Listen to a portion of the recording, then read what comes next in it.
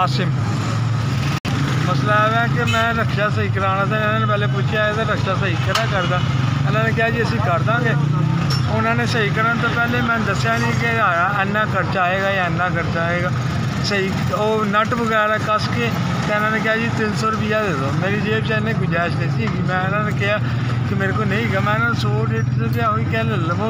तो मैंने कहते मैं माड़ा बंदा, मेरे को के जेब च बिल लेगा सी, वो मैं 2 महीने का बिल ऐसे करके हो गया। पिछले महीने भी नहीं कराया गया, ऐतकी महीने भी नहीं कराया गया।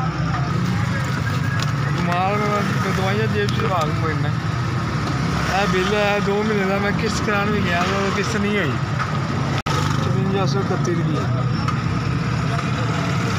रक्षा किसी का चलाना है, गरीब आदमी किराए से मंगा जाना, रक्षे की मैं किराया देना है उन्होंने, फिर रक्षा चलाना है। मैं माड़ा बंदा, मेरे इन्नी नहीं गुंजाइश होंगी। मैं इन्होंने थल्ले करना, मैं मेरे को 100 रुपया लो, कहते नहीं 300 रुपया लेना। मेरी च इन्नी गुंजाइश होती हुए तो मैं इन्होंने उस टाइम 300 रुपये देना। मैं मरीज आदमी, शुगर खाने का कार्ड मेरे को पिया है उत्थे हस्पताल के विच, मेरी उन्होंने ऐसे इलाज होंदा रहिंदा।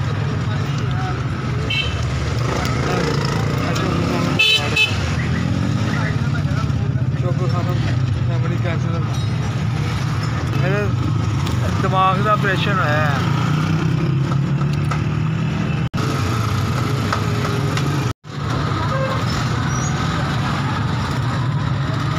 5000 रुपया।